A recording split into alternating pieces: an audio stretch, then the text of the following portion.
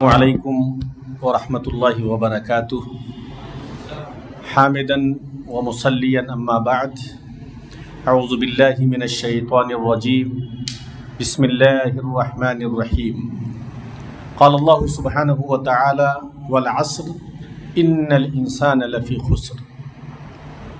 محترم داعیان اسلام، فارغین مدارس اسلامیہ اور اس دعوتی تربیتی کیمپ میں شریک ہونے والے ہمارے نوجوان ساتھیوں، جیسا کہ اعلان کیا گیا، دعات کی زندگی میں وقت کی تنظیم اور اس کی اہمیت اور اس کے اثرات، اس موضوع پر انشاءاللہ میں اپنی باتیں رکھوں گا اور آپ کو بتانے کی کوشش کروں گا کہ ایک داعی کی زندگی میں، ایک مدرس کی زندگی میں، ایک اسلام کے علم بردار کی زندگی میں وقت کی تنظیم کی کیا اہمیت ہے، کیوں ایک داعی کے لیے ضروری ہے کہ وہ اپنے وقت کو منظم کرے۔ اسی طریقے سے وقت کی تنظیم کا جو پروسیس ہے، جو اس کے مراحل ہیں، اس کو ہم کیسے بروئے کار لا سکتے ہیں، اور ایک ایسا داعی جو وقت کی تنظیم کا ہنر رکھتا ہے، اس کی صفات کیا ہونی چاہیے، اس کی خوبیاں کیا ہونی چاہیے، اس کا انداز کیا ہونا چاہیے۔ اور اسی طریقے سے ہمیں اپنے وقت کی تنظیم اور دعوتی پلاننگ اور تدریسی پلاننگ کے حوالے سے ہفتہ واری یا ماہانہ چارٹ کس طرح ہمیں تیار کرنا چاہیے کہ ہم اپنے مشن میں زیادہ سے زیادہ کامیاب ہوں۔ اور اسی طریقے سے ایسے کچھ دعات جو وقت کی تنظیم کے تعلق سے تساہلی کے شکار ہیں، یا موبائل میں افراط و تفریط کے شکار ہیں، یا مختلف جگہوں پر چائے خانوں میں اور مختلف جگہوں پر لمبی نشستوں کے شکار ہیں، ان کو ہم کیسے تذکیر کریں، رہنمائی کریں اور صحیح راستے پر لائیں۔ یہ وہ اہم پوائنٹس ہیں جن کے اوپر میں روشنی ڈالنے کی کوشش کروں گا۔ میں امید کرتا ہوں کہ آپ غور سے سنیں گے اور سمجھنے کی کوشش کریں گے، اور اس کے بعد آپ کے جو سوالات ہوں گے، آپ کی زندگی، آپ کی دعوت، آپ کی تدریس، آپ کے مجال عمل کے تعلق سے انشاءاللہ ان سوالات کا بھی جواب دیا جائے گا۔ میں کوشش کروں گا کہ 30 سے 35 منٹ میں اپنی باتیں رکھوں، اور اس کے بعد 20 سے 25 منٹ آپ کے سوال جواب کا وقفہ ہوگا، کیونکہ جب تک انٹریکشن نہیں ہوگا چیزوں کو آپ سمجھ نہیں سکتے ہیں اور زیادہ منظم نہیں کر سکتے۔ تو موضوع آپ لوگوں نے سمجھ لیا، وقت کی تنظیم، اور وقت کی تنظیم کی اہمیت بھی آپ سمجھ گئے۔ وقت کی اہمیت کا پتہ ہے کہ وقت کتنا اہم ہے۔ ہماری زندگی ایک مخصوص وقت کے لیے ہے، زندگی کا ایک سیکنڈ بھی آپ کو پورا ہونے کے بعد زائد نہیں مل سکتا، اور جب وقت کی اتنی اہمیت ہے تو اس وقت کی تنظیم کی اور کتنی اہمیت ہو سکتی ہے، اس کا آپ اندازہ کر سکتے ہیں۔ اور اسی وجہ سے جو سورۃ العصر کی پہلی آیت جس کی میں نے ابھی آپ کے سامنے تلاوت کی، اللہ نے قسم کھائی، والعصر، قسم کھائی زمانے کی جس میں وقت بھی ہے۔ تو یہ وقت اتنا اہم ہے، زمانہ اتنا اہم ہے، اس کا ایک سیکنڈ جو گھڑی کی سوئی چل رہی ہے، ایک سیکنڈ گزرنے کے بعد وہ واپس نہیں آ سکتی۔ لاکھوں کروڑوں خرچ کر کے بھی ایک سیکنڈ کو بھی آپ واپس نہیں کر سکتے۔ یہ وقت کی اہمیت ہے، اور آپ سمجھ سکتے ہیں کہ جب وقت کی اتنی اہمیت ہے تو وقت کی تنظیم کتنی اہم ہوگی، اور اس کے لیے ہماری پلاننگ کتنی ہونی چاہیے۔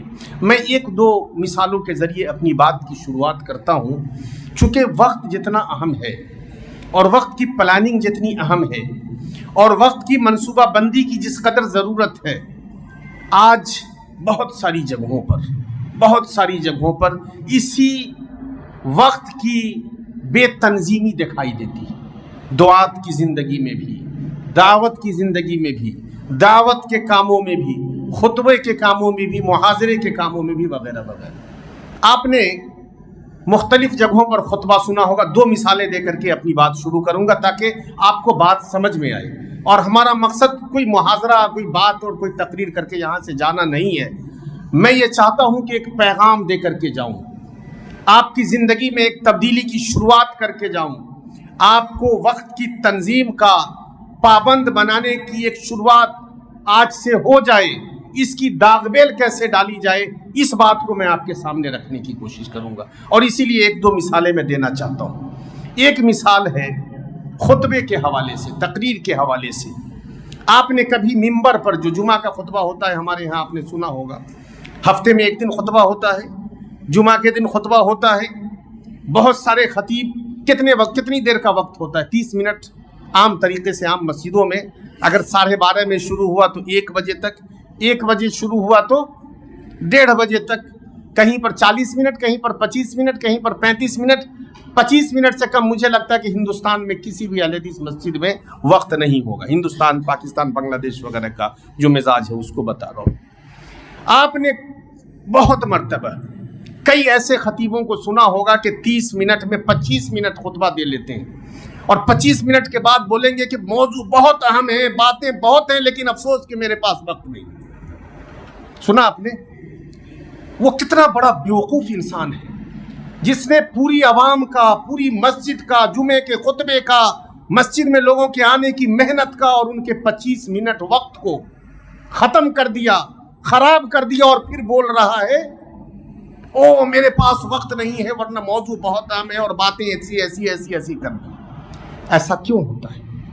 اس کو یہ نہیں سکھایا گیا۔ اس کو قرآن کی تعلیم بہت دے دی گئی، حدیث کی تعلیم بہت دے دی گئی، فقہ کی تعلیم، سیرت کی تعلیم، عقیدے کی تعلیم، لیکن اس کو اس بات کی تعلیم نہیں دی گئی کہ میرے عزیز، جب اس علم کو لے کر جانا تو علم کو بیان کرنے کا طریقہ کیا ہونا چاہیے، وقت کی پلاننگ کیسی ہونی چاہیے، وقت کا اندازہ تم کیسے لگاؤ گے، اور اس وقت میں، مخصوص وقت میں اپنی بات کو کیسے رکھو گے۔ اس لیے کہ یہ اسٹیج تو یہ ہے، یہاں تو 5-7 منٹ زیادہ بھی خطیب ممبر سے بول دیتے ہیں، بہت سارے اسٹیج ایسے ہوں گے کہ 10 سیکنڈ بھی زیادہ آپ بولیں گے تو مائک آف کر دیا جائے گا۔ انٹرنیشنل بہت سارے اسٹیجوں پر میں گیا، میں خود گیا ایک جگہ، اور میں ہندوستانی وقت کے مطابق 20 سیکنڈ آگے ہوا، میرا مائک آف تھا۔ پھر آپ کو خود بخود خاموش ہو جانا پڑے گا۔ وہ یہ نہیں سنیں گے کہ آپ کا وقت ختم ہو گیا اور باتیں بہت ہیں، وہ یہ سننا چاہتے ہیں کہ آپ کو اتنا وقت دیا گیا تھا، آپ نے اس وقت میں رہتے ہوئے اپنے موضوع پر تیاری کی یا نہیں کی۔ اگر آپ نے تیاری کی تو آپ داعی ہو پکے، اگر نہیں کی تو صرف بات بنانے والے کھلاڑی ہو۔ تو آپ کو داعی بننا ہے، بات بنانے والے کھلاڑی نہیں بننا ہے۔ ایک چیز یہ یاد رکھیے۔ تو میرے کہنے کا مقصد یہ ہے، اور اس حوالے سے 2-3 چیزیں اور بتاتا چلوں، کہ جب بھی آپ خطبہ دینے جائیے، وہ جمعے کا خطبہ ہو، وہ کسی مجلس میں جلسے میں خطبہ ہو، وہ گاؤں کے جلسے کا خطبہ ہو، علاقے کے جلسے کا خطبہ ہو، سیمینار کا خطبہ ہو، یا مدرسے کے بچوں کو کچھ بتانے کا خطبہ ہو، اللہ کے واسطے اپنی بات تیار کر کے لے کر کے جائیے۔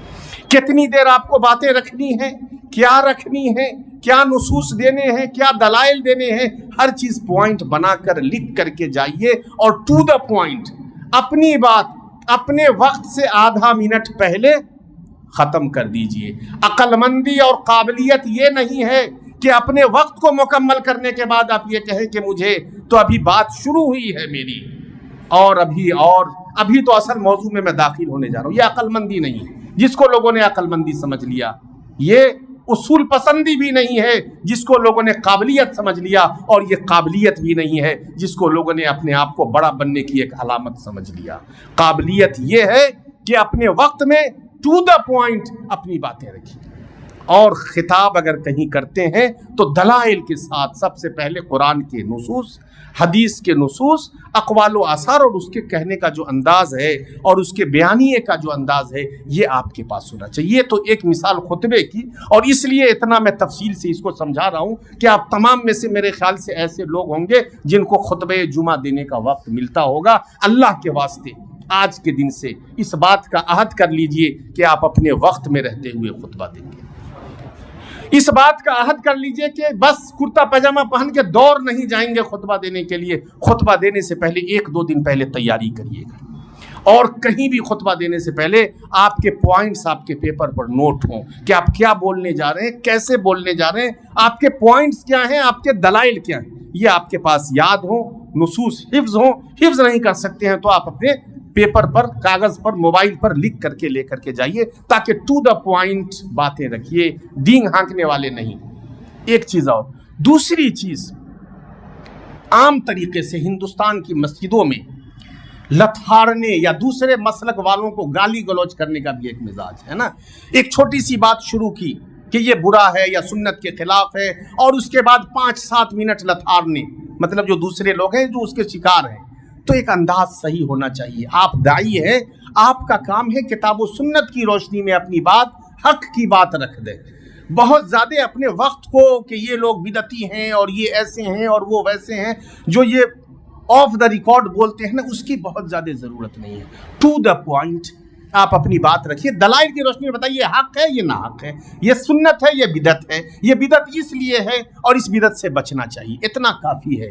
اس لیے کہ اللہ کے رسول وسلم کی سنت سے جو چیزیں ہمیں ثابت ہوتی ہیں وہ ٹو دا پوائنٹ، صحابہ کی زندگی میں صحابہ کی تقریر، اللہ کے رسول وسلم کی جتنی بھی تقریریں ہیں آپ سن لیجئے، اس میں جو غیر ضروری جو جملے استعمال کرتے ہیں نا، آپ سمجھ رہے ہوں گے میں کیا کہنا چاہتا ہوں، جو غیر ضروری جملے استعمال کرتے ہیں لوگوں کو لان تان یا دوسرے مسلک کو لان تان اور وغیرہ وغیرہ کرنے کا، اس میں بہت زیادہ اپنی انرجی، اپنا وقت نہیں خرچ کرنا ہے۔ تو آپ نے سمجھ لیا کہ ہمیں خطبہ جمعہ کے لیے اپنے وقت کی تنظیم کیسے کرنی ہے۔ دوسری تنظیم، آپ میں سے بہت سارے مدرسین بھی ہوں گے جو مدرسوں میں پڑھاتے ہوں گے۔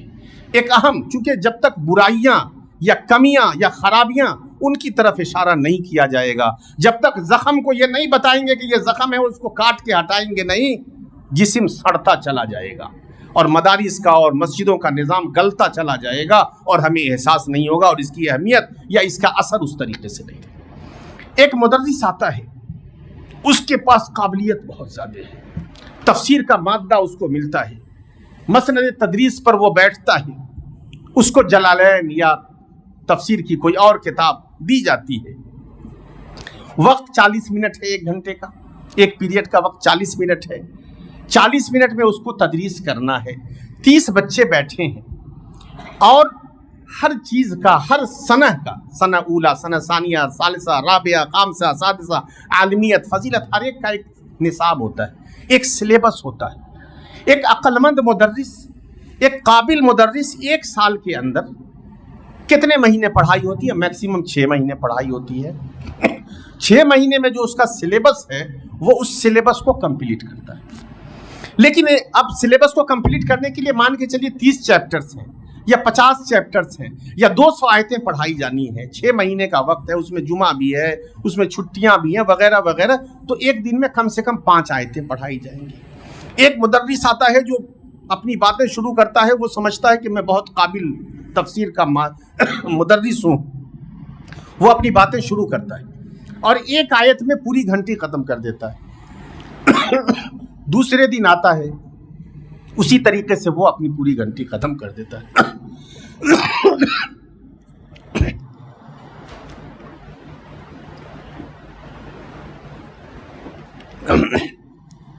تیسرے دن وہ ایسے ہی اپنی پوری گھنٹی ختم کرتا ہے، پھر اس کے بعد وہ پڑھانا شروع کرتا ہے، ایک کلاس میں 1 آیت اور اس پر لمبی تفصیل۔ نتیجہ یہ ہوتا ہے کہ 1 مہینہ گزرنے کے بعد وہ 10 آیتوں میں الجھا رہتا ہے۔ اس کو پورے سال میں کرنا کتنا ہے؟ 200 آیتیں پڑھانی ہے پورے سال، یعنی 6 مہینے میں، اور وہ 10 دن میں 1 یا 2 آیتوں پر الجھا ہوا ہے۔ تو آپ اس حساب سے حساب لگا لیں کہ 30 دن میں کتنی آیتیں پڑھائے گا؟ وہ 30 آیتیں، اور پورے 6 مہینے میں کتنی پڑھائے گا؟ مشکل سے 40 سے 50 آیتیں۔ جن بچوں کو 200 آیتیں پڑھنی تھی، اگر وہ صرف 30 یا 40 آیتیں پڑھی انہوں نے، تو کیا یہ بہتر ہے یا وہ منظم طریقے سے 200 آیتیں پڑھا دیتے پوری تیاری کے ساتھ اور اسی وقت میں رہتے ہوئے اپنی باتوں کا احاطہ کرتے ہوئے، وہ بہتر ہے؟ ایسا ہوتا ہے نہیں ہوتا ہے؟ بہت سارے علماء جو اپنے آپ کو بہت قابل سمجھتے ہیں، آ کے لمبی طویل گفتگو کر کے وقت کو ختم کر دیتے ہیں اور ان کے سلیبس کمپلیٹ نہیں ہوتے۔ تو یہ آج سے یاد رکھیے، سلیبس کا کمپلیٹ نہ ہونا ایک مدرس کے فیل ہونے کے لیے کافی، ایک مدرس کے فیلئر کے لیے سلیبس کا کمپلیٹ نہ ہونا کافی ہے، ایک مدرس کے بے حس ہونے کے لیے سلیبس کا کمپلیٹ نہ ہونا کافی ہے، ایک مدرس کے ناکام ہونے کے لیے سلیبس کا کمپلیٹ ہونا۔ اس کا مطلب اس کو ابھی یہ ہنر آتا نہیں ہے۔ تدریس سے پہلے اس کو یہ ہنر سیکھنا چاہیے کہ تدریس صحیح ٹائم میں پراپر ٹائم میں اور پورے نصاب کو کیسے پڑھانا ہے، اس بات کا ہنر اس کو آنا چاہیے۔ تو یہ بہت اہم ہے اور یہ بہت ضروری ہے کہ تدریس صحیح ٹائم میں کریں۔ یہ دو مثالیں آپ کے سامنے ہیں، اس سے آپ کو سمجھ میں آ گیا ہوگا کہ وقت کی تنظیم کی کیا اہمیت ہے اور کیوں وقت کی تنظیم ضروری ہے۔ میں نے جو آیت پڑھی تھی، اس آیت میں اللہ رب العالمین نے جو قسم کھائی ہے زمانے کی، ایسے ہی نہیں کھائی۔ جب اگر ہم زمانے کی اہمیت اپنے دل سے نکال دیں گے تو وہی ہوگا جو ممبر پہ ہم کر رہے ہیں، وہی ہوگا جو منصب تدریس پہ ہم کر رہے ہیں، اور وہی ہوگا جو دعوت کے میدان میں اگر ہم آئیں گے تو وہی کریں گے۔ بات کر جائیں گے گھنٹے 2 گھنٹے کی، 2-3 گھنٹے والے مقرر ہیں، لیکن ٹو دا پوائنٹ بولنے کا جو انداز ہے وہ ہم نہیں کر پائیں گے۔ اللہ کے وسلم نے پوری زندگی میں سب سے طویل خطبہ دیا ہوگا، وہ کتنے منٹ کا ہوگا؟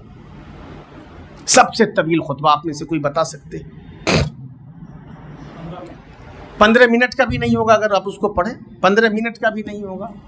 تو اللہ کے رسول صلی اللہ علیہ وسلم کی ہم کہتے ہیں کہ سنت کے ماننے والے ہیں، لیکن کچھ چیزوں میں ہم کہاں چلے جاتے ہیں۔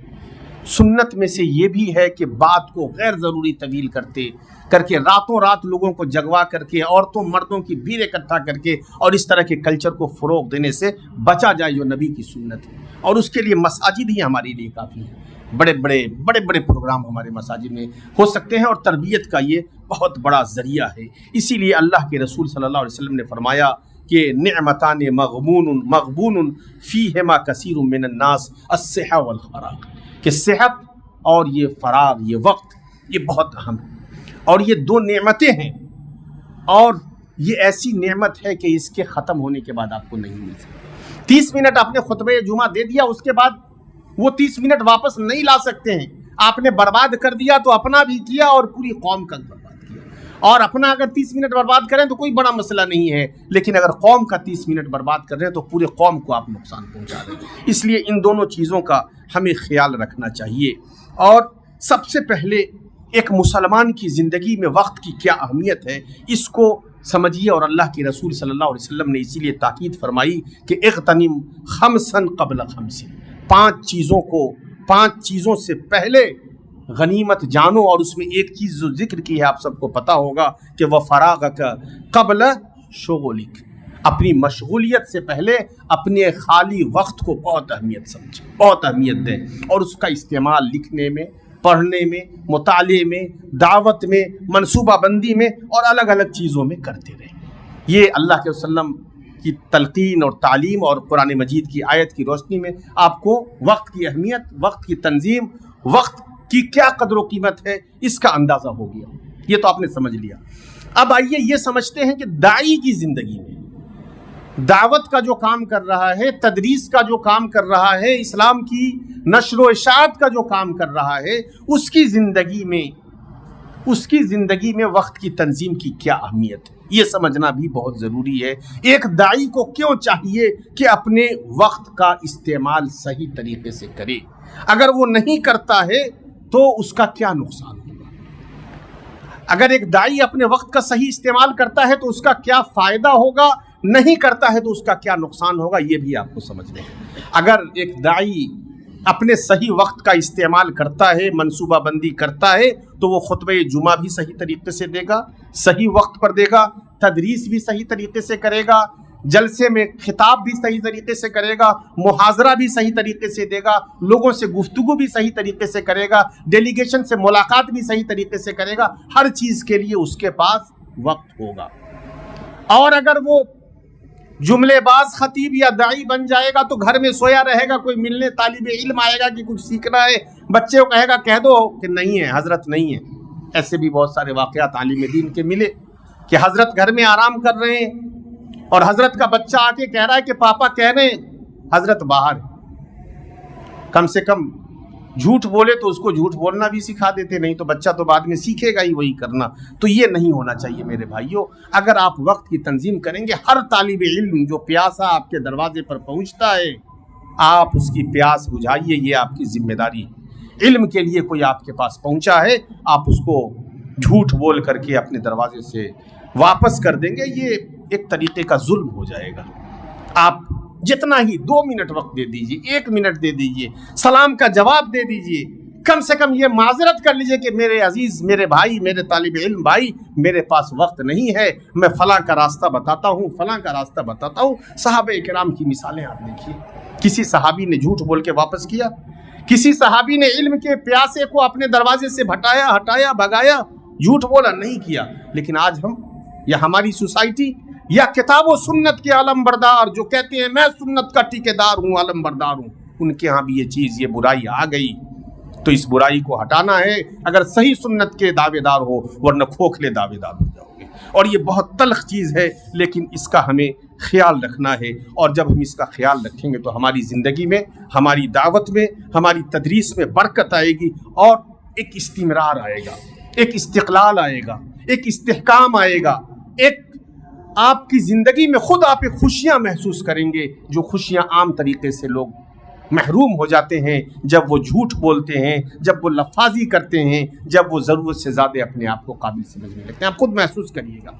वैसे दुआत अंदर से खुश नहीं होंगे, ज़ाहिरन जितना भी अपने आप को वो खुश दिखा लें। तो ज़रूरत इस बात की है मेरे भाइयों कि इस सिमत में हमें वो करना है कि लोगों को तलकीन करनी है। तीसरी चीज़ है कि दाई अपने वक्त की तंजीम कैसे करें। ये भी एक बहुत अहम मसला है कि हमें अपनी दावत को, अपने वक्त को, अपनी ज़िंदगी को कैसे मुनज़्ज़म करना है। इसके लिए सबसे बुनियादी चीज़ क्या है, सबसे अहम और कलीदी चीज़ क्या है? इसके लिए सबसे पहले अपने अहदाफ को आपको तय करना होगा। आपका हदफ, आपका टारगेट, आपका मकसद क्या है? क्या आप मुदर्रिस बनना चाहते हैं? क्या आप दाई बनना चाहते हैं? क्या आप कलमकार बनना चाहते हैं? आप राइटर बनना चाहते हैं? जो भी आप बनना चाहते हैं, सबसे पहले वो तय करिए। 10 कश्ती में मत पाँव रखिए, हम ये भी करेंगे, हम वो भी करेंगे, हम वो भी करेंगे। एक काम करिए। आप इदारा खोलना चाहते हैं, आप तदरीस करना चाहते हैं, आप दावत का काम करना चाहते हैं, आप इमामत करना चाहते हैं, कोई एक पेशा इख्तियार करिए और उसमें अपनी ज़िंदगी लगा दीजिए। एक जगह रह करके कुर्बानियाँ देकर काम करिएगा और हदफ मुतय्यन करिएगा तो इंशाअल्लाह बहुत बरकत होगी। अगर आप इमाम भी होंगे तो एक मिसाली इमाम बन जाएंगे। आपकी मस्जिद तरबियत का गहवारा बन जाएगी। आपकी मस्जिद से हज़ारों लोगों को दावत का और तबलीग का और किताब व सुन्नत की रोशनी मिलेगी। आपको पता है मौलाना अब्दुल अजीज़ रहीम आबादी, जिनका जिक्र अभी हुआ, जिन लोगों ने उनकी सीरत पढ़ा होगा तो उनको पता होगा, दारुल हदीस रहमानिया से पढ़ करके जब वो वापस अपने वतन गए तो अपने वालिद मोहतरम ने उनके मदरसा खोला हुआ था, उस मदरसे में तदरीस का काम शुरू कर दिया, वहीं दावत का काम शुरू कर दिया। हदफ उन्होंने मुतय्यन कर लिया। वालिद मोहतरम से किसी बात पर इख्तिलाफ हो गया, हलाल हराम को लेकर या अकीदे को लेकर, और इख्तिलाफ इतना सख्त हुआ कि उन्हें वालिद मोहतरम के इदारे को छोड़ देना पड़ा। लेकिन उन्होंने हदफ तय कर लिया था कि मुझे दावत का काम ही करना है, मुझे तदरीस का काम ही करना है, मुझे किताब व सुन्नत की तबलीग करनी है, मुझे फासिद अकीदे की इस्लाह करनी है। तो उन्होंने कोई और काम नहीं किया। वहाँ से निकले और मुजफ्फरपुर पहुँचते हैं और वहाँ एक मस्जिद को अपना ठिकाना बनाते हैं और उसी मस्जिद में अपनी ज़िंदगी गुजारनी शुरू कर देते हैं और वही उनका दावती सेंटर बन जाता है। वही लोगों को तबलीग, वही तदरीस, वही सब कुछ। और अल्लाह राज़िक़ है, खिलाने पिलाने वाला है। कहीं आप पहुँचेंगे तो अल्लाह आपको भूखे नहीं रख सकता। जो चरिंद परिंद को भूखे नहीं रखता है, आपको भी नहीं रखेगा। अगर आपने ज़रूरत से ज़्यादा लालच और हिर्स और तमा और दुनियादारी और ये ज़मीन और प्लॉट और फ्लैट का ख्वाब अगर नहीं हो तो आप इतना खुश होकर के खाएंगे, पिएंगे, ज़िंदगी गुजारेंगे, सोएंगे, जगेंगे कि दूसरा बादशाह भी अगर आपकी खुशी का इल्म उसको हो जाए तो वो आपसे जो है ना हसद करने लगे, रश करने लगे कि अरे ये फ़कीर आदमी इतना खुश है और हम तो बादशाह हो करके भी इतने खुश हैं। तो इसलिए अपनी ज़िंदगी से लालच हटाइए। तो अब्दुल अजीज़ रहीम आबादी का मैं कह रहा था कि उन्होंने दावत को, तालीम को, तदरीस को अपना हदफ बनाया। तो उस मस्जिद में काम शुरू किया और वहीं से इतना बड़ा काम हुआ कि मदरसा अहमदिया सल्फिया आरा, दारुल उलूम अहमदिया सल्फिया दरभंगा, ऑल इंडिया अहले हदीस कॉन्फ्रेंस जहाँ आप बैठे हैं, इसकी बुनियाद रखने वालों में भी मौलाना अब्दुल अजीज़ रहीम आबादी। पहला जो दावती वफ्द बना 3 लोगों का, उसमें मौलाना सनाउल्लाह अमृतसरी के साथ वो हैं और उनकी तरबियत करने वालों में भी हैं। तो आपका दर्जा इतना बड़ा हो सकता है। एक अब्दुल अजीज़ रहीम आबादी जो अरबों खरबों रुपए उस ज़माने में, उनके पास सैकड़ों एकड़ ज़मीन थी, एक सैकड़ों एकड़ को छोड़ करके लात मार करके एक छोटे से मस्जिद में चले गए, एक छोटी सी मस्जिद में।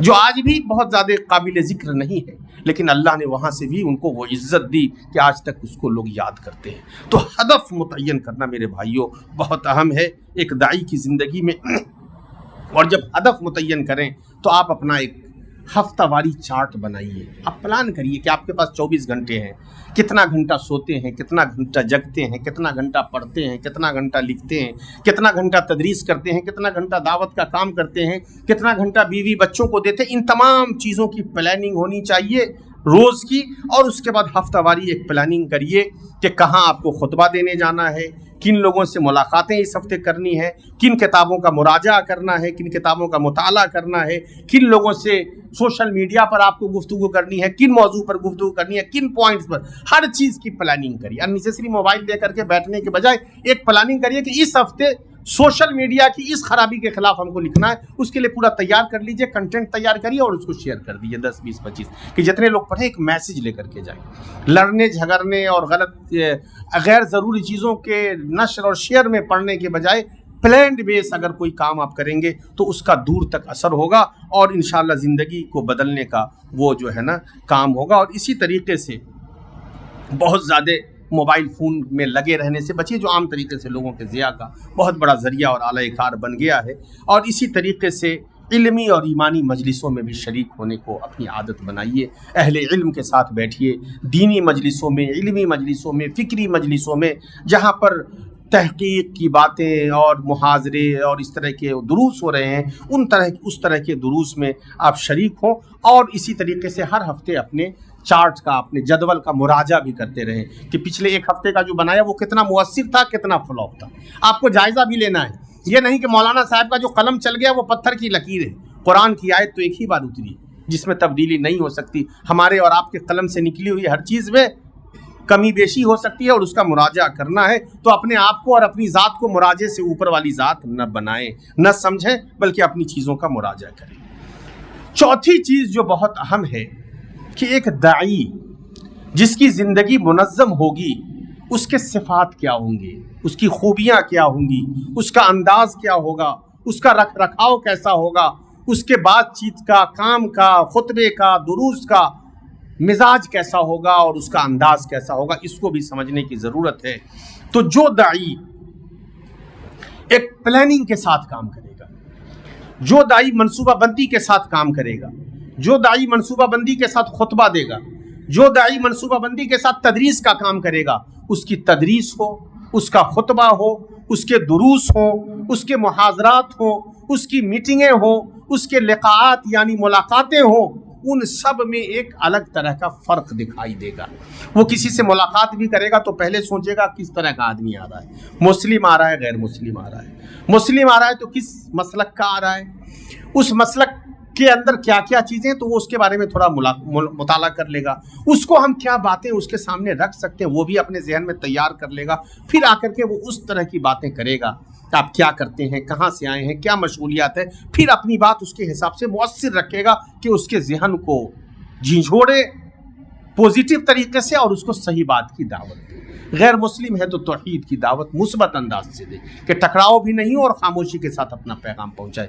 داعیان اسلام کے پاس جا رہے ہیں تو اسلامی دعوت کے تعلق سے تجربے بتائیں، طالبان علوم نبوت کے پاس ہو تو مدرسے کے بچوں کے پاس جا رہے ہیں تو وہاں ان کے حساب کی باتیں بتائیں، خطبہ جمعہ دینے جا رہے ہیں تو آپ پوری پلاننگ اور تیاری کے ساتھ جائیے، ایک موضوع پر گفتگو کریں، 10 موضوع پر مت چھلانگ لگائیے، اور یہ نہیں کہ ایک موضوع تیار کر لیا تو پورے سال اسی میں کھچڑی پکا رہے ہیں، کھچڑی مت پکائیے، ہر ہفتے ایک موضوع کی تیاری کریے، ایک موضوع میرے بھائی، اور اس موضوع پر سب سے پہلے کم سے کم آج سے لکھ لیجئے کہ جب بھی خطبہ دیجئے 5 قرآن کی آیتیں آپ کی اس خطبے کے تعلق سے ہونی چاہیے، 5 اور 5 حدیثیں اس کے تعلق سے ہونی چاہیے، اور 5 اقوال و آثار اس کے تعلق سے ہونی چاہیے۔ اگر آپ کامیاب خطیب بننا چاہتے ہیں ایک نسخہ اپنا لیجئے، میں کہتا ہوں ہزاروں خطیبوں سے بہتر آپ بن جائیں گے، ہزاروں خطیبوں سے۔ اور افسوس تو یہ ہے کہ ہم کتاب و سنت کے علم بردار کہتے ہیں، ہماری بہت ساری تقریروں میں نصوص نہیں ہوتے، اور ہوتے بھی ہوں تو غلط قرآن کی آیتیں تک ہم پڑھتے ہیں، غلط حدیثیں ہم پڑھتے ہیں، اعراب کی غلطی، تلفظ کی غلطی، تو یہ غلطیاں نہ ہوں، اور آج کے بعد سے کم 5 قرآن کی آیتیں، 5 حدیث اور علماء کے، صحابہ کے، مفسرین کے اقوال آثار، سلف کے اقوال و آثار اگر آپ حاصل جمع کر سکتے ہیں تو کیجئے. یہ 15 پوائنٹ بنا کر کے لے کے جائیے. اتنا مزیدار آپ کا خطبہ ہوگا, اتنا مزیدار موضوع کی وضاحت کریں گی, اور جو لوگ ہوں گے آپ کے بیچ وہ اتنے خوش ہو کر کے آپ کو دل سے دعائیں دیں گے کہ اس کا آپ اندازہ نہیں کر سکتے, اس کو جملے میں بیان نہیں کر سکتے. تو یہ آج سے کریے, انشاءاللہ آپ سب لوگ یہ کر سکتے ہیں, اور آپ کی تنظیم کا یہ بہت بڑا اثر ہوگا انشاءاللہ اگر آپ کرتے ہیں. پانچویں چیز جو ہے وہ بہت اہم ہے کہ اپنی زندگی کا ایک لائحہ عمل تیار کریے. ہدف کے ساتھ ساتھ اس ہدف کی تکمیل کے لیے, اس کو اچیو کرنے کے لیے ایک ہفتہ واری چارٹ بنانا شروع کریے. آپ کے ہفتے کا ایک چارٹ بنے, مولوی صاحب کو دکھانے کے لیے نہیں, صدر صاحب کو اور سیکریٹری صاحب اور ناظم صاحب کو نہیں, آپ اپنی زندگی میں اللہ کو دکھانے کے لیے اور اپنی زندگی میں کامیابی کے لیے اور ایک بہتر رزلٹ حاصل کرنے کے لیے آپ کو چاہیے کہ اس کا جو ہے نا وہ کریں. اور اسی طریقے سے وقت کی ضیاع, چھٹی جو اہم چیز ہے کہ آپ کے دل میں وقت کی بربادی اور وقت کی ضیاع اور وقت کے برباد ہونے کا احساس ہونا چاہیے آپ کے دل میں بھی, اور آپ کے آس پاس اگر کوئی آپ کا ساتھی مسلمان بھائی داعی ہے اور کتاب و سنت کا علم بردار ہے, سلفی ہے, تو اس کو بھی آپ کو ریمائنڈر دینا ہے, تذکیر کرنی ہے. اس لیے کہ اللہ نے فرمایا وَذَكِّرْ فَإِنَّ الذِّكْرَىٰ تَنفَعُ الْمُؤْمِنِينَ, تو اس کو بھی رہنمائی کریے. حسن بصری رحمہ اللہ نے کہا کہ یا ابن آدم انما انت ایام اذا ذہب یوم ذہب بعضک, کہ انسان ایام کی طرح ہے, اور جب چند دن گزر گئے تو گویا کہ بعض دن آپ کے ختم ہو گئے, آپ کی زندگی ویسے ہی گزرتی چلی جائے گی. تو بہت اہم یہ حسن بصری کی نصیحت ہے, اس کو اپنے دلوں میں رکھیے. اور اسی طریقے سے کہا جاتا ہے کہ من ضیع وقتہ فقد ضیع نفسہ, کہ جس نے اپنے وقت کو ضائع کر دیا اس نے اپنے نفس کو ضائع کر دیا. پان کی دکان پر پان چباتے ہوئے 2-4 نوجوانوں کے ساتھ گپیں لگانے والے مت بنیے کہ گھنٹوں گھنٹے لوگ کھڑے ہو کر کے پان کھاتے ہیں. یہ چائے کی دکان پر 2-2 گھنٹے 1-1 گھنٹے چائے پیتے رہتے ہیں, فجر کی نماز پڑھ کے آئے تب, عصر کی نماز پڑھ کے گئے تب 1-1 گھنٹے چائے. پھر آپ کو اپنی وقت کا, اپنے ضیاع کا احساس نہیں. اگر آپ کو اپنے وقت کی قدر و قیمت کا احساس ہو جائے, چائے کا ایک وقت ہے 5 منٹ 10 منٹ مائنڈ کو ریلیکس کرنے کے لیے, ذہن کو خوش کرنے کے لیے, دل کو خوش کرنے کے لیے 10 منٹ 15 منٹ بہت ہے. لیکن آپ کو وقت کی کا احساس ہونا چاہیے کہ عصر بعد ہم کو پھر یہ کام کرنا ہے, پھر مغرب میں آنا ہے, پھر مغرب بعد یہ کرنا ہے, پھر عشاء میں جانا ہے. جب آپ کے وقت پلانڈ ہوں گے نا تو آپ ایسے نہیں بیٹھیں گے اور اپنے وقت کو ضائع نہیں کریں گے انشاءاللہ. وقت چونکہ 30 منٹ میں چاہ رہا تھا کہ اپنی باتیں رکھوں, اور میری عادت ہے کہ میں اپنے پلان ٹائم میں کرتا ہوں. 2 منٹ بچا ہوا ہے, 2 منٹ میں اپنی بات ختم کروں گا. 15 منٹ آپ کے کوسچن آنسر کے لیے ہوگا. آپ کے پاس جو بھی سوالات ہوں گے انشاءاللہ آپ کے سوالات کا میں جواب دوں گا. تو میں یہ کہنا چاہ رہا ہوں آخر میں کہ وقت کی تنظیم یہ کوئی ترفیح نہیں ہے, یہ دل میں آئے تو کر لیا, نہیں آیا تو نہیں کیا, یہ نہیں ہے.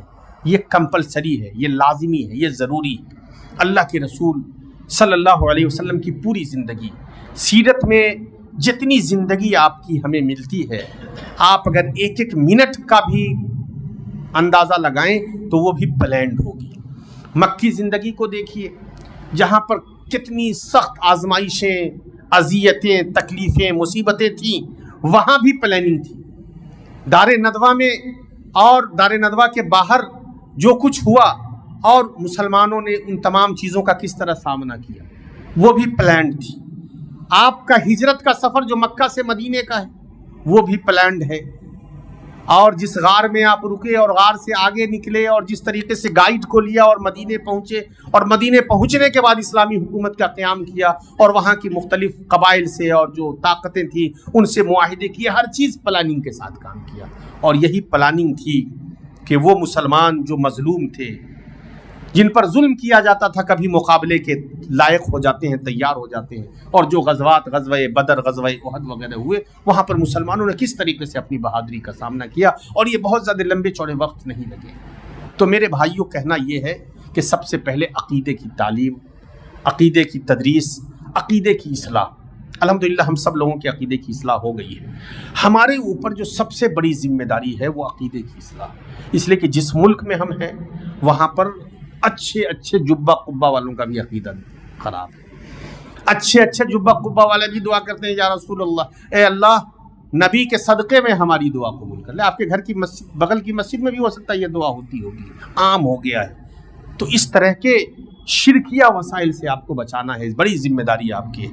آپ کے لیے وقت کی تنظیم دوسروں سے زیادہ اور حکمت کے ساتھ، بصیرت کے ساتھ، جیسا کہ اللہ نے کہا ادعو الی سبیل ربک بالحکمت والموعظۃ الحسنۃ وجادلھم باللتی ہی احسن۔ تو بہت ہی حکمت کے ساتھ اور پلاننگ کے ساتھ اگر آپ میدان میں اتریں گے، اور اتنے لوگ ہیں، اگر ہر آدمی اپنے ہدف کی تعین کرے، ہر آدمی بھیڑ بکری کی طرح دوڑتے ہوئے وہی نہیں کہ ایک ہی کام کریں گے، کوئی مدرسے، کوئی مسجد، کوئی خطبہ، کوئی جلسہ، الگ الگ چیزوں کو اگر آپ نے ٹارگٹ کیا، کوئی سوشل میڈیا اور الگ الگ چیزوں کے ایکسپرٹ بن کر کے اگر آپ نے کام کیا، تو میں یقین کے ساتھ کہتا ہوں کہ صرف اتنے لوگ پورے ہندوستان میں انقلاب لانے کے لیے کافی، اس سے زیادہ کی ضرورت نہیں ہے۔ عقیدے کا انقلاب چاہیے۔ دنیا ہماری متلاشی ہے، ملک ہمارا متلاشی ہے، اور اس ملک میں مواقع بہت زیادہ ہیں میرے بھائیوں۔ سب لوگ، سارے لوگ، ہندو مسلمان، سب چاہتے ہیں صحیح عقیدے کو۔ سب لوگ پریشان ہو گئے، سب لوگ اپنے باطل عقیدے کی وجہ سے خود پریشان ہیں، اپنی زندگی میں پریشان ہیں میرے بھائیوں۔ تو ان تک یہ پیغام پہنچانا ہے، عقیدے کا پیغام، اور کتاب و سنت کی دعوت پہنچانی ہے، اور صحیح فکر پہنچانی ہے، صحیح اسلام پہنچانا ہے، اور اس کے آپ علمبردار ہیں۔ ہم امید کرتے ہیں کہ آپ لوگ انشاءاللہ ایک نئے جذبے کے ساتھ پلاننگ کریں گے، اور ہمارے خطبے، ہمارے دروس، ہماری تدریس، ہمارے محاضرے، ہمارے جلسے، ہر چیز پلاننگ کے ساتھ ہوں گے، اور انشاءاللہ جتنے بھی پروگرامز آپ کریں گے، یا آپ جس ادارے کے ذمہ دار ہوں گے یا ادارے کے ذمہ داروں کے ساتھ جہاں بھی آپ کام کریں گے، وہاں پر ان کو تنظیم وقت، تحدید وقت سکھائیے، اور ان کو بتائیے کہ کس طریقے سے وقت کی پلاننگ ہو سکتی ہے، وقت کی تنظیم ہو سکتی ہے، وقت کی تحدید ہو سکتی ہے، اور کیسے ہم وقت کو صحیح طریقے سے استعمال کر سکتے ہیں۔ اقول قولی ھذا استغفر اللہ لی ولکم ولسائر المسلمین واستغفروہ انہ هو الغفور الرحیم۔ تنظیم اور وقت کی تنظیم اور دعوت کے حوالے سے اور ہندوستان کے تناظر میں آپ کے پاس جو بھی سوال ہو، تعلیم کے حوالے سے، تدریس کے حوالے سے، دعوت کے حوالے سے، وقت کی تنظیم کے حوالے سے کوئی بھی سوال ہو تو آپ پوچھ سکتے ہیں، انشاءاللہ آپ کے سوالات کا جواب۔ کام کی شروعات سب سے پہلے آپ کو اپنی ذات سے کرنا ہے۔ یا ایھا المزمل قم فانذر۔ سب سے پہلے آپ کو اپنی ذات اور اپنا گھر اور اپنا خاندان اور اپنا جو آس پاس قرب و جوار ہے، اس کو سب سے پہلے دیکھنا ہے۔ اپنے نفس سے شروع کرنے میں سب سے پہلے علم ہے۔ اقرأ بسم ربک الذی خلق، اور عالم کی جو فضیلت ہے اور علم کی جو فضیلت ہے، قل هل یستوی الذین یعلمون۔ تو علم، سب سے پہلے اپنے آپ کو علم سے آراستہ کرنا ہوگا۔ اگر آپ دعوت کا کام کرنا چاہتے ہیں تو صرف مدرسے سے پڑھے اور فارغ ہوئے اور کھڑے ہو گئے، میرے خیال سے یہ کافی نہیں ہے۔ مدرسے کی اگر وہ اس میں بھی کافی ہے، اگر آپ نے 8 سال کا صحیح استعمال کر دیا تو بہت ہے، لیکن عام طریقے سے عام جو رجحان ہے مدرسوں میں، جو بچوں کا رجحان ہے کہ جس طریقے سے ہم تعلیم کس لیے پڑھتے ہیں؟ تیاری کے لیے، ایگزام کے لیے۔ عام رجحان یہی ہے کہ ہم پڑھائی ہماری امتحانوں کے لیے ہوتی ہے، اور امتحانوں کے دنوں میں ہماری پڑھائی زیادہ ہوتی ہے۔ یہ بہت افسوسناک پہلو ہے۔ جس طرح امتحانوں کے دنوں میں ہوتی ہے، عام دنوں میں اس سے زیادہ ہمیں پڑھنا چاہیے، ہر وقت کتابوں میں گم ہونا چاہیے۔ اور میں تو کہتا ہوں کہ اگر صرف مدرسے کے بچے پڑھنا اور مطالعہ کرنا شروع کر دیں تو ہندوستان میں انقلاب بہت جلدی آ جائے گا۔ انقلاب کس طرح کا؟ انقلاب کوئی بغاوت والا نہیں، انقلاب تعلیمی، انقلاب اقتصادی، انقلاب معاشی، انقلاب اصلاحی، انقلاب سماجی، جس کی اس ملک کو ضرورت ہے۔ یعنی آپ ہر طریقے سے اس ملک کے لیے خیر بن جائیں گے، لیکن افسوس کی وہ چیز نہیں ہے۔ ہم ایگزام کے لیے پڑھتے ہیں، یہ مائنڈ بن گیا ہے 90% کا، آپ جائزہ لے لیں، صلاحیت کے لیے یا کتابوں کو کمپلیٹ پورا کرنے کے لیے، سمجھنے کے لیے نہیں پڑھتے۔ تو سب سے پہلی چیز داعی کے لیے کہ اپنے نفس کی تیاری، اور نفس کی تیاری میں علم، اور علم میں سب سے پہلے آپ عقیدے کو پڑھیے کہ جس عقیدے کی تبلیغ کریں گے وہ عقیدہ کیا ہے۔ کتاب التوحید، تقویۃ ایک تو مدرسے میں پڑھا آپ نے، ایک دعوت کا جب کام کرنے جائیں گے تو اس نظریے سے کتاب التوحید کو پڑھیے۔ اس میں کتنے مباحث ہیں، کتنے ابواب ہیں، تعویذ کے تعلق سے کیا کہیں گے، گنڈا کے تعلق سے کیا کہیں گے، سحر کے تعلق سے کیا کہیں گے، باطل عقیدوں کے تعلق سے کیا کہیں گے، رسوم و رواج کے تعلق سے کیا کہیں گے، خرافات کے تعلق سے کیا بولیں گے، کیسے بولیں گے، کون سے نصوص، کون سے دلائل، انداز کیا ہوگا، طریقہ کار کیا ہوگا، یہ تمام چیزیں آپ کے ذہن میں، حافظے میں بالکل کمپیوٹر کی طرح ہونی چاہیے۔ تو تقویۃ الایمان، کتاب التوحید، یا اس طرح کی عقیدے کی 2-3 اہم کتابیں شیخ ابن باز وغیرہ کی اور جو ہیں موجود، ان کو آپ پڑھ لیجئے۔ اسی طریقے سے کتاب و سنت کی آپ کے پاس کتاب و سنت کا علم ہونا چاہیے، مطالعہ ہونا چاہیے، حدیث کی اہم کتابیں یا اہم ابواب کم سے کم پڑھ لیجیے، کسی ایک کتابی کو سامنے رکھیں کہ آپ کے لیے کھانے، جگنے، سونے، نماز، روزہ، حج وغیرہ، ارکان ایمان، ارکان اسلام، ان تمام پر آپ کے ذہن میں نصوص ازبر ہوں، مستحضر ہوں کہ آپ ان کو بتا سکیں. کبھی ایسا ہوگا، ایسا نہیں کہ کوئی مسئلہ پیش آئے پھر آپ سوچنے لگیں، پھر پوچھنے لگیں. تو آپ کو 6 مہینے 1 سال تیاری کر کے اپنے آپ کو تیار کر لیجئے، اور کام کی شروعات وہیں سے کریے جہاں پر آپ ہیں. مثلاً آپ مدرسے میں ہیں تو سب سے پہلے بچوں کو تیار کر دیجئے، گھر میں ہیں تو گھر کے لوگوں کو تیار کر دیجئے، گھر کے آس پاس کوئی مسجد ہے تو وہاں پر دروس کا سلسلہ شروع کریے. بہت ساری مسجدیں ہیں میرے بھائیوں جہاں پر منظم دروس نہیں ہے. دروس کا مطلب میں وہی کہتا ہوں کہ جب ہم نے وقت کی تنظیم نہیں کی تو ہمارے دروس بھی دروس نام کے ہو گئے. مطلب ایک صاحب آئے اور 2 آیتیں پڑھی اور ترجمہ کر کے چلے گئے، ایک صاحب آئے 2 حدیثیں پڑھی ترجمہ کر کے چلے گئے. اسلام کامل نظام حیات ہے. آپ ایک مسجد کو پکڑ لیجئے، اپنے دربھنگا کی ایک مسجد کو پکڑ لیجئے، ہو سکتا ہے سلفیہ کے آس پاس ہو، 5-10 منٹ 15 منٹ کی دوری پر ہو، اور اس مسجد میں ہفتہ واری پلاننگ، ماہانہ پلاننگ، 6 ماہی پلاننگ، سالانہ پلاننگ کہ یہ دروس ہوں گے، مشکات کے دروس ہوں گے یا حدیث کے دروس ہوں گے یا عبادات کے دروس ہوں گے، عقائد کے دروس ہوں گے، اور اتنے دروس ہوں گے. لکھ کے لگا دیجئے کہ آج سحر کے تعلق سے فلاں فلاں دروس، تعویذ گنڈے کے تعلق سے فلاں فلاں دروس، بدعات کے تعلق سے فلاں فلاں دروس، عقائد کی مضبوطی کے تعلق سے فلاں فلاں دروس، کھانے پینے، زندگی گزارنے اور وغیرہ وغیرہ کے تعلق سے فلاں دروس، بیوی بچوں کے ساتھ ہمیں کیسے رہنا ہے اس کے تعلق سے فلاں دروس. اگر آپ نے غیر مسلکی علاقے میں کام کرنا ہے تو کام کی شروعات ان تمام اخلاقی پہلوؤں سے لیجئے کہ بھائی بیوی بچوں کے ساتھ کیسے رہنا، اسلام کی تبلیغ. آپ جب بولیں گے تو لوگ جڑ جائیں گے آپ سے. یہ اس طرح کے صفائی ستھرائی کے تعلق سے، بچوں کو تعلیم تربیت کے تعلق سے، تو اس طرح بات شروع کریے. مطلب الگ الگ حساب سے آپ کی ترجیحات ہوں گی، لیکن یہ موضوعات ہو، موضوع بیسڈ دروس کا شروعات کریں. اور واٹس ایپ گروپ کا بہت اچھا، سوشل میڈیا کا استعمال کر سکتے ہیں. 20 لوگوں کی ٹیم جمع کرنی ہے، بہت زیادہ بھیڑ نہیں جمع کرنی ہے. 20 اچھے لوگوں سے ملیے، بات کریے. السلام علیکم حضرت، 5 منٹ کے لیے آپ سے ملنا چاہتے ہیں، کس وقت ملیں؟ آپ یا تو میرے پاس آ جائیے، چائے پی لیجئے، میں آپ کے گھر آ جاؤں، جائیے بتائیے کہ میں یہاں پہ ہوں، میں 10 منٹ ٹائم مسجد میں دینا چاہتا ہوں، آپ کا کیا خیال ہے؟ وہ کہیں گے ٹھیک ہے. میں چاہتا ہوں کہ یہ سب چیزیں بتائیں. لوگ نہیں جانتے، بچے کیا کیسے کھانا، کیا کھانا، کب سونا، کب جگنا، وقت کی تنظیم، بڑوں کے ساتھ احترام، چھوٹوں کی شفقت، یہ سب چیزیں ہونی چاہیے نہیں ہونی چاہیے؟ وہ کہے گا ہونی چاہیے. سنت کے مطابق ہونی چاہیے، منمانی نہیں، سنت کے مطابق. تو ہمارے پاس یہ حدیثیں ہیں، کہیے تو میں اس کا سلسلہ شروع کر دوں. وہ کہے گا شروع کر دیجیے. اس طرح 10-20 لوگوں کو جوڑیے، ان کے بعد یہ سلسلہ شروع کریے. ایک چارٹ بنائیے، چارٹ مسجد میں لٹکائیے، ان کو بھی دیجیے، واٹس ایپ گروپ پر بھی شیئر کریے، اور پابندی کے ساتھ وقت کی تنظیم کے ساتھ کام شروع کریے. 10 منٹ بس، 15 منٹ، 10 منٹ عصر بعد، 10 منٹ عشاء بعد، 10 منٹ مغرب بعد، اور 6 مہینے میں آپ تبدیلی دیکھیں. وہ سارے لوگ آپ کے ہو جائیں گے. پھر آپ ان کو جو چاہیں جیسے چاہیں وہ کرتے رہیں. تو تنظیم کے ساتھ اگر ہم کام کریں گے، جہاں ہیں وہیں سے کریں گے، انشاءاللہ بہتر شروعات ہوگی. اور ایک مسجد کے بعد دوسری مسجد کو ٹارگٹ کریے، وہاں بھی دعوت، دائی کو سمجھائیے، امام کو سمجھائیے، پھر 10 اماموں کو جوڑیے، ان کو سمجھائیے. اس طریقے سے اپنے سلسلے کو کاروان کریں. جی کوئی بھی سوال ہو تو آپ پوچھیے. سوال ہے کہ جیسے آج کل کے نوجوان کو دعوت دیتے ہیں، اچھی باتوں پر دعوت دیتے ہیں، تو پہلے تو وہ مطلب انکار تو نہیں کرتے ہیں آئیں گے، یا اس کے بعد پھر 2 دن کے بعد ہم کو الٹی جواب دے دیتے ہیں، الٹ پلٹ جواب دے دیتے ہیں. تیسرے دن سے وہ ہم سے نظریں چھپانے لگتے ہیں. تو اس کی اصلاح کیسے کریں گے؟ دیکھیے، اس کی اصلاح کا سب سے بہتر طریقہ یہ ہے کہ ہر آدمی جس کے پاس آپ دعوت لے کر جا رہے ہیں، معاذ ابن جبل کو جب بھیجا تھا یمن تو اللہ کے رسول نے کیا کہا تھا؟ ان سے کیا کہا تھا؟ اور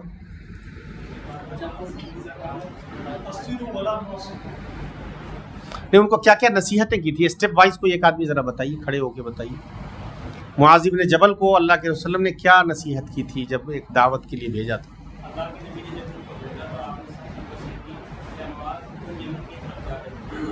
سب سے پہلے توحید کی طرف دعوت دینا کہ اللہ ایک ہے اور میں اللہ کا. اگر وہ اس کا اقرار کر لیں تو انہیں بتانا کہ ان پر اللہ تبارک و تعالیٰ نے 5 نمازیں فرض کی. اگر وہ اس کو بھی مان لیں तो उन्हें बताना कि अल्लाह तबारक व तआला ने उन पर ज़कात फर्ज़ किया है, जिसे तुम्हारे अदमियों से लिया जाएगा और फुक़ारा में तक़सीम किया जाएगा। फिर अगर वो इसे भी मान लें तो उनके उमदा मालों को लेने से बचना और मज़लूम की बददुआ से। इससे क्या समझ में आया? बहुत अच्छा माशाल्लाह, क्या समझ में आया? तदरीज, नंबर 1 तदरीज, नंबर 2 शौक पैदा करना। शौक मतलब किसी का भी शौक आपकी तरफ खींचे। मैंने जो अभी एक बात कही कि आप एक मस्जिद में काम शुरू करें और वहाँ पर जाके गालियाँ देने शुरू कर दें, ये बिदती हैं, ये मुक़ल्लिद हैं, ये हराम हैं, ये बिदत हैं, ये जहन्नम में जाएंगे, कुल्लु बिदअतिन ज़लाला व कुल्लु ज़लालतिन फिन्नार, ये सब बिदती हैं और सब जहन्नमी हो जाएंगे। एक तो ये अंदाज़ होगा। दूसरा होगा कि मेरे भाइयों, हम सब कलमा शरीक भाई हैं, ला इलाहा इल्लल्लाह मुहम्मदुर रसूलुल्लाह आपने भी पढ़ा, हमने भी पढ़ा, कुरान आपका भी है, हमारा भी है, मोहम्मद आपके भी हैं, हमारा भी है, खाना काबा की तरफ रुख करके आप भी पढ़ते हैं, इतनी सारी, तो आइए हम मिल जाएं और सुन्नत के लिए एक हो जाएं और नबी की दावत को फैलाने के लिए आहद कर लें। तो उसमें से 10 आएगा आहद करने कि नहीं भाई बात अच्छी कर रहा है, सुन्नत की कर रहा है, किसी और चीज़ की बात नहीं कर रहा है, नबी को मानते हो, सुन्नत को मानते हो, तो आ जाओ हमारे साथ। तो जब सुन्नत पर आपने उसको जोड़ लिया, ये बेहतर है या गाली दे के उसको जहन्नम में धकेल दिया, ये बेहतर है।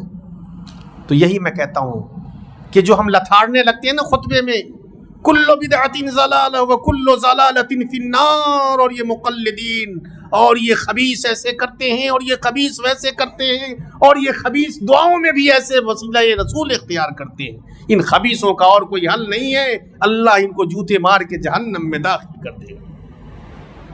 अब जस बेचारा सुन रहा होगा, वो भी दिल थाम के जाएगा कि यार ये मौलवी तो बहुत सख्त है। अपने अंदाज को बदलिए, अपने अंदाज को बदलिए और बात वही कहिए, हक कहिए। मैं ये नहीं कहता हूं कि आप कह दीजिए बिदत सही है, लेकिन तरीक़ेकार, अंदाज, हालात है ना, तरजीहात और जो स्टेप्स मुआज़ इब्न जबल को कहा एक एक करके। तो आपके सवाल का जवाब यह है कि शौक़, इसका मतलब यह है कि आपने उसमें शौक़ नहीं पैदा किया। एक दिन तो वो कहा कि सुनेंगे, दूसरे दिन कहा समझेंगे, तीसरे दिन कहा ओके ठीक है वक्त मिलेगा तो आएंगे, चौथे दिन आपको देख के इधर से वो निकल रहा है। तो किसी पर उतनी ही बात रखिए जितना वो सुन सकता है।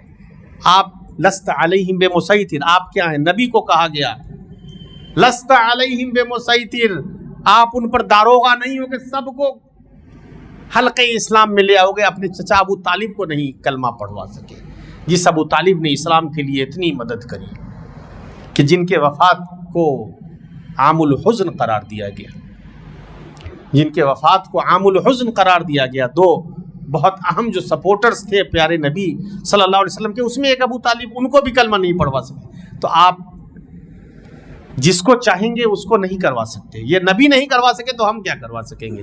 तो आपको भी लोगों को चुनना है, कौन आपकी तरफ मुतवज्जे हो रहा है, नंबर 1। और आपके मुतवज्जे करने का तरीक़ाकार क्या है? कोई अगर भाग रहा है, इसका मतलब आप उसकी टेक्निक, उसकी दुखती रग पर हाथ नहीं रख पा रहे। डॉक्टर का काम क्या है? मरीज़ की नब्ज़ को देखा और पता लगाना, तो उसके नब्ज़ पे हाथ रखिए कि ये आदमी कहाँ से लाइन पे आएगा, फिर वहाँ से लाइन पे लाइए तो आएगा इंशाअल्लाह। आजकल के नौजवान तो दीनी से भागते हैं। नहीं, आजकल के नौजवानों में जितना शौक़ पैदा हुआ है शायद पहले नहीं था। बहुत मुताला कर रहे हैं यूनिवर्सिटियों में, बड़ी बड़ी दाढ़ियों वाले, टोपियों वाले, हम आपसे ज़्यादा दीनी जज्बे वाले बहुत सारे लोग हैं। अमेरिका में और लंदन में और यूनिवर्सिटी जामिया मिल्लिया में, JNU में बहुत सारी लड़कियां निकाब पोश जाके निकाब के साथ हैं। ये कर्नाटका में आपने वाक़यात सुने होंगे, निकाब पहनने के लिए बिल्कुल अपनी जान की बाजी लगा दी, लेकिन टस से मस नहीं किया। तो ये जज्बा पहले से ज़्यादा पैदा हुआ है, मस्जिदें पहले से ज़्यादा भर रही हैं, नौजवानों में ईमान आया है। हम कहाँ हैं ये हमें देखना है, हमें खुद अपना जायज़ा लेना कि वेयर वी स्टैंड, फाइन नहनो, हम कहाँ खड़े हैं, कितने खड़े हैं, हमारी प्लानिंग क्या। जैसे मैंने कहा ना कि भाई दुरूस होनी चाहिए, तो हमारे कितनी मस्जिदें दिल्ली की बताइए अहले हदीसों की जहाँ पर प्लान्ड वे में दुरूस चल रहे हों। इबादत के दुरूस इस महीने चलेंगे, मुआमलात के दुरूस इस महीने चलेंगे, अखलाकियात के दुरूस इस महीने चलेंगे, उसके बाद अकीदे के दुरूस इस महीने चलेंगे। 5 मस्जिदों का नाम हमें बताइए, 5 دائی کا نام بتائیے جو دلی میں کام کر رہے ہو. کیا دلی میں دعات کی کمی ہے؟ دائی کی کمی ہے؟ لوگوں کی کمی ہے؟ آبادی کی کمی ہے؟ بدعت کی کمی ہے؟ کام کی کمی ہے میرے بھائی. کام کے لیے ہمیں اٹھنا ہوگا، پلاننگ کرنی ہوگی. مجال بہت ہے، ہدف متعین کریے اور ہدف کے لیے کام کیجیے. یس، اگلا سوال. میرا یہ وقت کی تنظیم کے تعلق سے الحمدللہ بہت اچھی ہے اور ہم سب جانتے ہیں کہ کم بھی ہے. تو اس تعلق سے جیسے اب ہم لوگ کسی ادارے سے جڑے ہوئے ہیں، وہاں مشکلات یہ پیدا ہوتی ہے کہ لوگ اپنا روٹین بنائے ہوئے ہیں اور اسی حساب سے مائنڈ سیٹ بھی ہے کہ ہم کو چلنا ہے. لیکن پھر بیچ میں یہ پریشانی آ جاتی ہے، کبھی مطلب ذمہ دار کی طرف سے کچھ اور مطلب کام دے دیا گیا یا پھر کوئی بڑے اساتذہ ہے وہ کوئی یہ کر دیا، تو وہاں پہ تھوڑا ڈسٹربنگ بہت زیادہ. تو اس کو حل کہاں پہ ہیں آپ؟ دارالعلوم کس اس میں ہیں؟ طرف تدریس کس کلاس میں؟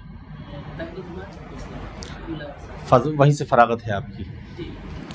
تو بڑے اساتذہ کی طرف سے کیا کام دے دیا جاتا ہے؟ خاص کر کے کبھی ایسا ہوتا ہے کہ جیسے اساتذہ چھٹی پر گیا ہوا ہے، اب کہہ دیے کہ آپ اس کلاس میں چلے جائیے. تو 6 ہی گھنٹے نا کلاسز کتنی دیر ہوتی ہیں؟ اچھے 6 گھنٹے. 6 گھنٹے سے آگے تو وہ کلاس نہیں کروائیں گے. اس کے علاوہ جیسے کسی کو کچھ اور کام ہوا جیسے ٹائپنگ وغیرہ کا یا ایسا کچھ وہ تو ٹائپنگ کا کام آپ کیوں کریں گے؟ آپ مت کریے ٹائپنگ کا کام، کوئی آپ کو زبردستی نہیں کر سکتا. آپ انکار کریے کہ میں ٹائپنگ نہیں کروں گا.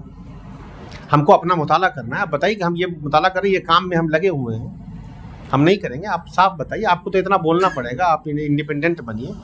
کلاس میں متبادل کے طور پہ آپ جا سکتے ہیں، کوئی ٹیچر نہیں ہے. آپ نہیں ہوں گے تو وہ چلے جائیں گے، وہ نہیں ہے تو آپ چلے جائیں گے. ٹھیک ہے، یہ تو ہوتا ہے، یہ ہر جگہ ہوتا ہے. لیکن کوئی ٹائپنگ غیر ضروری دے دے، اس کا مطلب آپ نے اس سے قربت بنائی اس استاد سے، ویسی قربت ہی نہ بنائیے. آپ کیوں کسی کے بندھوا مزدور بنے رہیں گے؟ سب سے پہلے تو یہ ہے آپ ایک پلاننگ اپنی کریے، اس پلاننگ کے مطابق کام کریے. اور اگر کوئی کہے تو آپ بتائیے کہ میں مشغول ہوں. آپ کو لوگوں کو پتہ ہونا چاہیے کہ آپ کا یہ کام ہے. آپ کو ٹائپنگ اس لیے دیا جا رہا ہے کہ ان کو پتہ ہے کہ یہ بے روزگار بیٹھے ہیں، ان کے پاس کوئی کام نہیں ہے، فری بیٹھے ہیں، پان کھا رہے ہیں، چائے بیٹھے ہیں، چائے کی دکان میں بیٹھے ہیں. آپ کو کوئی کہے تو کہیے کہ حضرت مغرب کے بعد میرا یہ مشغلہ ہے، یہ ٹائپنگ کرے تو کب میں کروں؟ کل تو کلاس لوں گا اور ابھی عصر سے مغرب تک کیے اور مغرب سے عشاء تک اس کام پہ لگا ہوں. ابھی 2 کتابیں مطالعے میں میری ہے اور پرسوں تک اسے ختم کر دینی ہے مجھے. کسی کی مجال نہیں کہ کوئی کر سکتا ہے. آپ پر کوئی یہ نہیں کر سکتا. یہ آپ کو خود بنانا ہوگا. آپ کو اپنی شخصیت کو خود بنانا ہوگا. آپ کو یہ طے کرنا ہوگا کہ کیا آپ کسی کے غلام ہیں یا ایک آزاد ہیں. اور جو پازیٹیو چیزیں ہیں وہ کریے. جب آپ وقت نکالیں گے، مطالعہ کریں گے، پلاننگ کریں گے، پھر مسجدوں کا انتخاب کریں گے، وہی لوگ 1 دن 2 دن ان کو تکلیف ہوگی، پھر وہ آپ کو وہی سراہیں گے. وہ بھی آپ کو سراہیں گے کہ ماشاءاللہ یہ بچہ اچھا کر رہا ہے، یہ استاد اچھا کر رہا ہے. آپ اچھا کر کے دکھائیے. اچھے لوگوں کی ہر جگہ قدر ہے. اپنے آپ کو ایکسپلائٹ ہونے نہ دیجیے، استحصال اپنا نہ ہونے دیجیے، اور اپنی ضروریات اور ذمہ داریاں بھی اچھے سے ادا کریے. میں یہ نہیں کہہ رہا ہوں ذمہ داریوں میں آپ 1 منٹ کبھی لیٹ نہ جائیے، 1 منٹ کبھی پہلے مت آئیے. اصول بنا لیجیے کہ کبھی 1 منٹ گھنٹی میں لیٹ نہ جائیے اور 1 منٹ پہلے نہ آئیے. جو بھی پڑھائیے مطالعہ کر کے پڑھائیے. بچوں میں 100% لرننگ آؤٹ کم لانے کی کوشش کریے. آپ کی کتاب دوسروں سے زیادہ بچہ آپ سے سمجھے. آپ تدریس کر رہے ہو، حفظ کر رہے ہو، جو بھی کر رہے ہو اچھے انداز سے کریں، اچھے انداز سے سمجھائیں، تو اس کا ایک اثر ہوگا انشاءاللہ. جی، دائی کے اوصاف پر تو کئی ساری کتابیں ہیں. خود قرآن نے بتایا، حدیث میں بتایا، اور اوصاف تو بہت زیادہ ہیں. اور اس کو میں کیا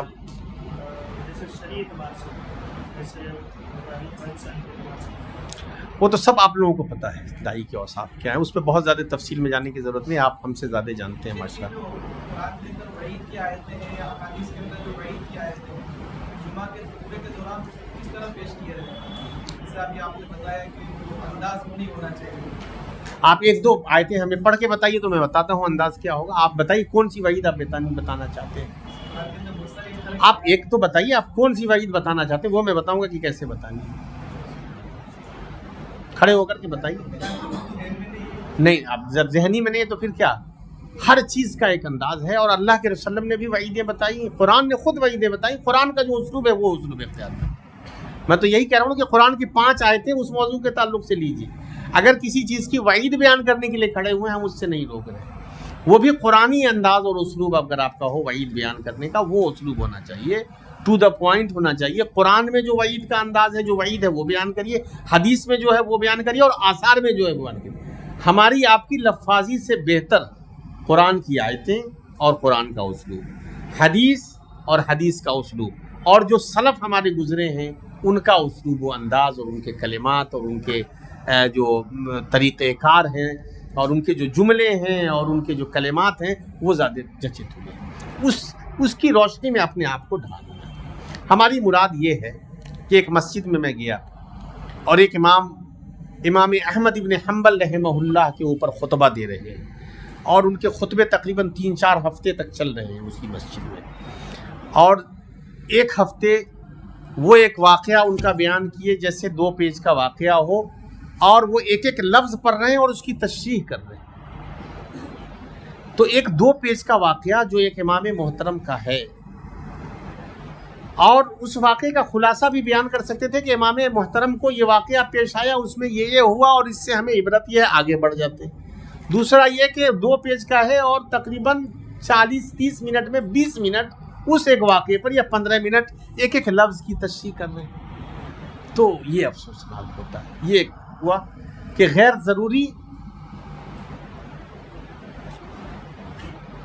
ضروری جو تفصیل ہے نا، یہ ہوا غیر ضروری تفصیل، اس سے ہمیں بچنا ہے. اور لان تان میں نے یہ کہا کہ آپ کو یہ بتانا ہے کہ بھائی صحیح عقیدہ رکھنا ہے.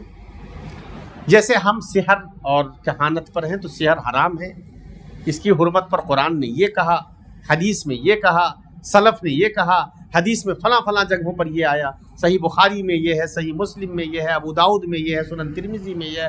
جو یہ کرے گا اس پر وعید ہے، یہ ہے. نمبر 2 3 ٹو دا پوائنٹ ہم نے بتا دیا. اور ہمیں سوسائٹی کو، معاشرے کو اس سے دور رہنا چاہیے. اگر ہم کریں گے تو اس سے یہ ہے. اتنا کہہ کے بھی ہم کام چلا سکتے ہیں. اس کا جو پیغام ہوگا زیادہ مؤثر ہوگا. اس کے بعد ہم گالیاں بھی ایڈ کر سکتے ہیں، اس کے بعد ہم ان کے جہنم رسید بھی کر سکتے ہیں، ہے نا. تو اس کو تھوڑا میں چاہتا ہوں کٹ کریے اور اس کو تھوڑا لائیے، ہے نا. تو اب بہت ساری جگہوں پہ کیا ہوتا ہے کہ یہ نصوص اور دلائل کے بغیر سحر حرام ہے اور یہ لوگ حرام میں پڑے ہیں اور پھر تقریر شروع ہو گئی تو نصوص غائب ہو جاتے ہیں.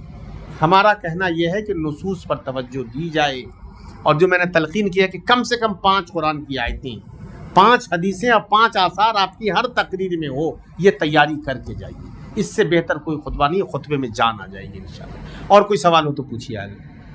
جیسے سلیبس کے تعلق سے سر، سلیبس مثال کے طور پر ہے 1 گھنٹے کا، مثال کے طور پر ایک بلوغ المرام کی کتاب ہے، اس کو آپ کو سال بھر کے اندر پڑھنا ہے، اور میں جو وقت دیا گیا 25 منٹ یا اب اس کو کیسے مینٹین کریں کہ پوری کتاب ہو جائے. اور دیکھیے، سب سے پہلے تنظیم، یہ سمجھنے کی بات ہے. بہت اہم سوال ہے تدریس کے حوالے سے، مدارس کے حوالے سے. تنظیم آپ کو سمجھنا پڑے گا کہ تنظیم کیا ہے اور تدریس کیا ہے، اور تدریس میں تنظیم کیا ہے، اور تدریس میں تنظیم وقت کیا ہے.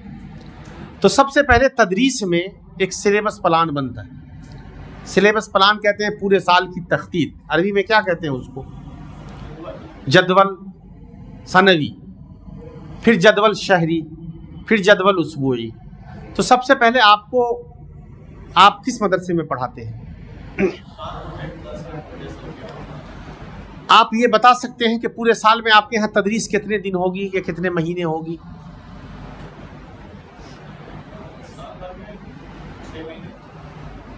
کبھی آپ نے جوڑا اس کو؟ کتنے مہینے؟ ایگزام کتنے دن ہوتے ہیں آپ کے مدرسے میں؟ ہم کو لگ رہا 20-22 دن سے زیادہ ہوتے ہوں گے. ایک ایگزام کتنے دن چلتا ہے؟ کتنے ایگزام ہوتے ہیں پورے سال میں؟ اور سالانہ کم سے کم 25 دن، 5-7 دن رزلٹ نکلنے میں بھی لگتا ہوگا. بچے ویٹ کرتے ہیں تو پورا 1 مہینہ جاتا ہے، تقریباً 1 مہینے سے بھی زیادہ ہو گیا. گرمی کی چھٹی، جاڑے کی چھٹی، رمضان کی چھٹی وغیرہ وغیرہ، پھر جمعرات کی چھٹی، ہے نا. تو تقریباً 5-6 مہینے پڑھائی ہوتی ہے.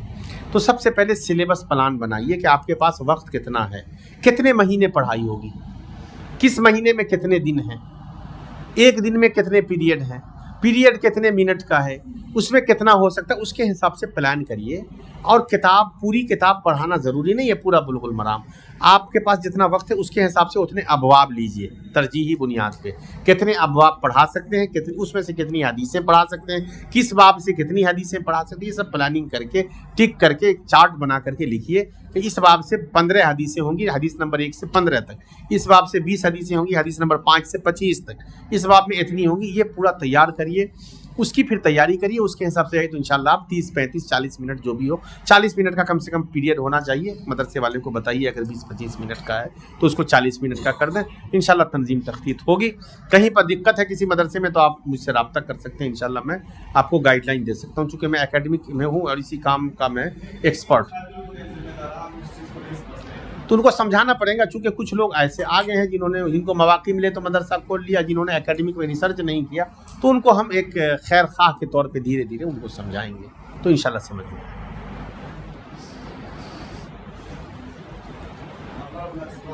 السلام. ہمارا جو ایریا ہے میں راجستھان ضلع اجمیر سے آیا, اجمیر سے آئے ہیں ماشاء اللہ. وہاں میں ایک بیاور پہلے اجمیر ضلع میں آتا تھا, اب بجاتے تو وہ ضلع بن گیا ہے. اس کے اطراف میں جتنے بھی گاؤں ہیں وہاں چیتا, مہارات اور کاٹھا یہ توپوں میں رہتی ہیں. عید آتی ہے تو عید منا لیتے ہیں, دیوالی آتی ہے دیوالی منا لیتے ہیں, بقرہ عید آتی ہے تو بقرہ عید, ہولی آتی ہے تو ہولی. وہ لوگ صرف ختنہ کرواتے ہیں اور جب کے وہ کھاتے ہیں. جی بہت اہم سوال ہے شیخ کا, دعوت کی کیا ضرورت ہے اس کو سمجھنے کے لیے. جی کرتے ہیں, جگہ بھی دیتے ہیں, دونوں کام کر لیتے ہیں, پھیرا بھی کر لیتے ہیں. تو ان میں دعوت و تبلیغ کیسے کی جائے, جی زیادہ تر وہ لوگ ڈرائیور طبقہ ہے, دینی تعلیم. یعنی شیخ کا سوال یہ ہے کہ راجستھان کے اجمیر کے قریب کچھ گاؤں ہیں جہاں پر لوگ مردوں کو دفن بھی کرتے ہیں, کچھ جلا بھی دیتے ہیں, اور کچھ نکاح بھی کرواتے ہیں, کچھ پھیرے بھی لگوا لیتے ہیں مسلمان کلمہ شریک ہیں. ان میں دعوت کا کام کیسے کیا جائے؟ سب سے پہلے تو آپ یہ سمجھیے کہ کتنی ضرورت ہے دعوت کی. سمجھ رہے ہیں نا کہ آج صرف لان تان کا وقت نہیں ہے, آج کام کا وقت ہے, پلاننگ کا وقت ہے, اور پلاننگ کے ساتھ ان تمام جگہوں پر جانے کا وقت ہے جہاں پر کام نہیں ہوا ہے. دیکھیے ان کا سب سے بہترین حل تعلیم ہے. ان کے علاقے میں مدرسہ کھولیے, مسجد بنائیے, مسجد سے جوڑیے, مسجد میں دروس رکھیے, مسجد میں تقریریں کروائیے, ان کو جوڑیے, اس پہ لائیے, اور ان کے بچوں کو, ان کی نئی نسل کو صحیح تعلیم صحیح عقیدہ سکھا دیجئے, انشاءاللہ پورا علاقہ بدل جائے. اس سے بہتر کوئی نہیں. آپ ذمہ داران جمعیت جماعت سے وہاں بھی صوبائی سطح پر بھی ملکی سطح پر بھی دعات سے ملیے, باتیں کریے, ادارہ کھولنے کی سمت میں کوشش کریں.